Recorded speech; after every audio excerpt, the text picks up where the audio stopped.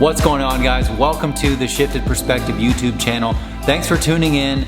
It's time for an E39 M5 update. Okay, so it's actually been almost a year since I did an M5 update for you guys. The full video is actually on the E39 Source channel. So if you go to E39 Source YouTube, it's a video that was done. It says Brandon's E39 M5. It was done about a year ago from today. So today is an update video on this car, which is my 2003 E39 M5 in carbon black metallic. And it is my daily driver. I also have an E92 M3 that, believe it or not, is actually outside right now. But today I'm going to do a raw, in-depth update video. A lot of you guys have seen posts of me grumbling and complaining about this car because as a 17-year-old M car goes, it is not the most reliable and always easiest to live with. So today we're gonna kind of go give you guys an update on what's going on with the car and mileage and all that fun stuff. So let's jump right into it. All right, guys, so I'm gonna give you kind of a brief walk around of my car. I've actually owned this car for well over a year, about 15 months. So I had it about October 2018. Right now it's January 2020.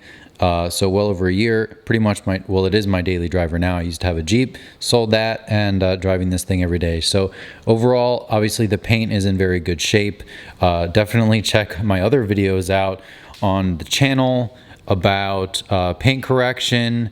We did a really intensive paint correction originally when I bought this car, but overall it's really solid. I'm gonna start with the rear, or the boot, as you guys abroad call it. I have a nice little BMW net, which was way overpriced. I think it's like $50, which seems really steep.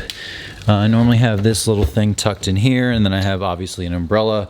Pretty self-explanatory. I have the M audio, nothing's changed there.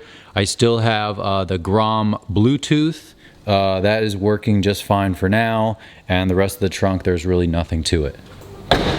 Okay, so walking around to the rear, there's nothing changed really significantly in the last year besides a lot of maintenance, which I'll go into in a second. There's a little dirt residue. I actually can fit a box for a 9-foot fake Christmas tree in the back of this car. So this actually can be somewhat practical if you want it to be. All right, so getting in the driver's seat, nothing really changed significantly.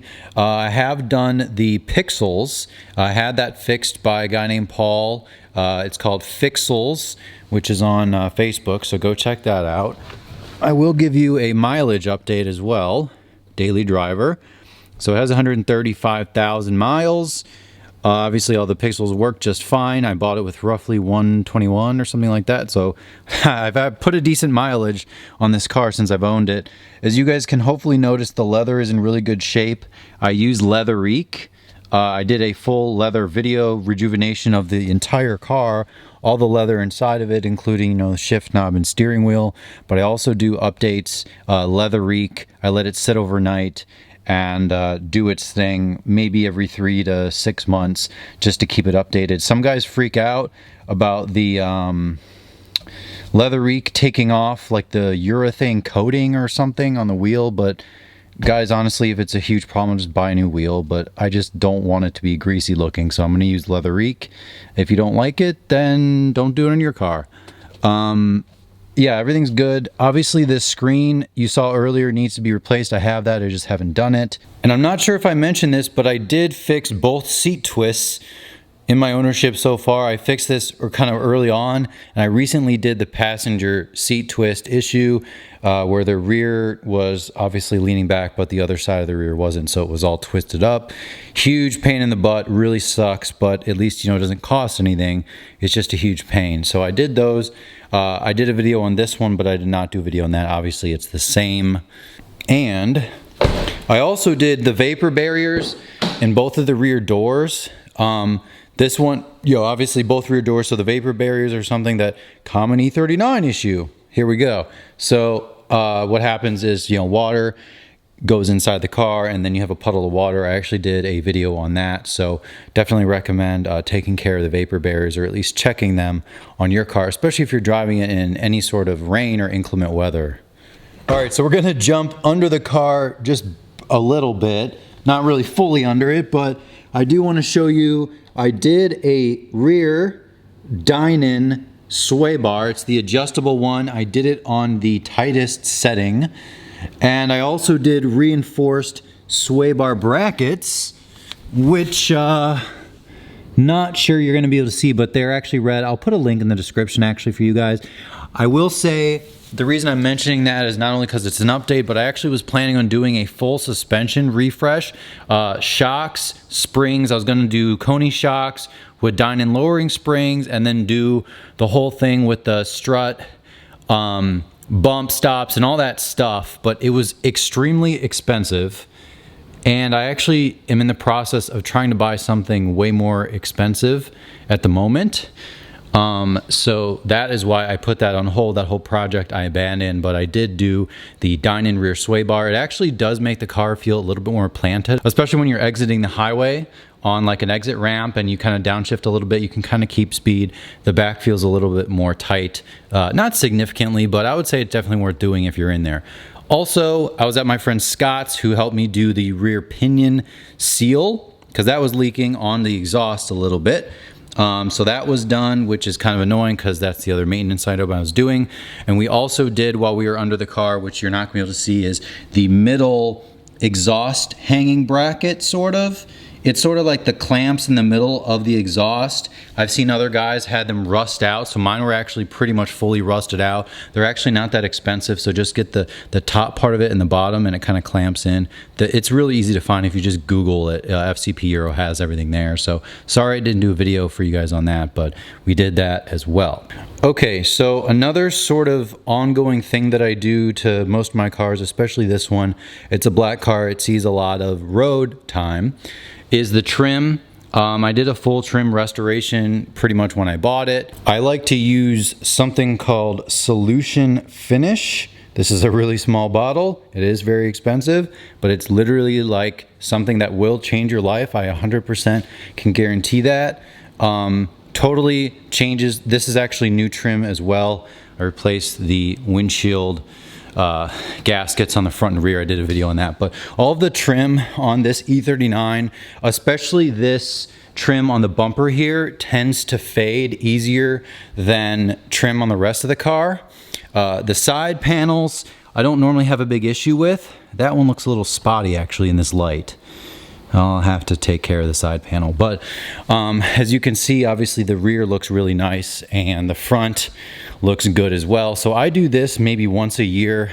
You know, the M3 literally doesn't need any trim attention at all because it doesn't see a lot of sun or dirt or whatever. But the M5, I definitely recommend doing kind of like a trim dye. This is actually a dye. It's not some silicone crap. Like some guys use CarPro Pearl, they use like some Meguiar's kit. That's literally a waste of time and money, even though it's not expensive. Buy this, it's $20 or $25, which I know is a lot for a tiny little bottle, but I've done this like on half a dozen cars and there's still like more than half left. So definitely recommend that.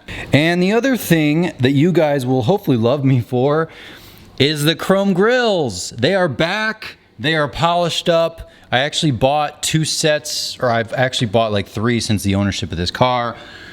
I'm just gonna wing it with the chrome grills. I know a lot of you guys are probably happy about that. I don't know why I wasted all the time and money going from black to the regular 5 Series grills with the chrome, but then the black slats, and now I'm back to the original OE grills. It's fine, it suits this car. I'm over it. I'm over my little soapbox thing. I would consider the black version of this, but for now we're gonna keep it OEM. This car is literally the definition of a double-edged sword. I love this car so much, but I hate it just as much at the same time. I know it's hard for you guys to hear, but I'm 100% honest with you. The freaking windshield wiper motor went out. 130,000 miles, 17 years old, E39 M5, common issue, common issue, common issue. That's the answer that everyone says. I don't care if it's a common issue, really annoying. Sorry I didn't do a video on it, but the wiper motor went out. It was like so slow. The wipers were actually going like this slow, like at one point. So it was the motor, it was not the fuse. I have to program them or reset them because they don't wipe perfectly. I mean, it's fine, I can see, and they work, but it's not tuned perfectly. So if you guys have any tips on that, let me know. Okay, so now that I'm done complaining about the wipers, there's a couple other items, you know, here, there, and the other. It's thousands of dollars. So with that said, it can be very frustrating owning these cars. Let me pop the hood just for you guys. I haven't decided if I haven't listed the car or anything like that. I just kind of been poking around and asking people if they're interested. If someone gives me a good price, I'll probably sell it. But I just need something that I don't have to worry about. Engine bay is fine. I put a new M badge here, which I think is like $40. So, you know, the money really adds up, and, you know, it gets a little depressing. I'm sorry to be Debbie Downer over here, but that's the reality of owning one of these cars. And this one's pretty sorted, generally speaking. Not insanely low miles, but on the lower side of the age, and it just needs stuff. You know, that's kind of the game here, and I fully understand, but that doesn't kind of ignore the fact that it's so frustrating. So anyways, it's fine. It doesn't really drink a lot of oil. I really don't top it off. I use Liqui-Moly 10W60.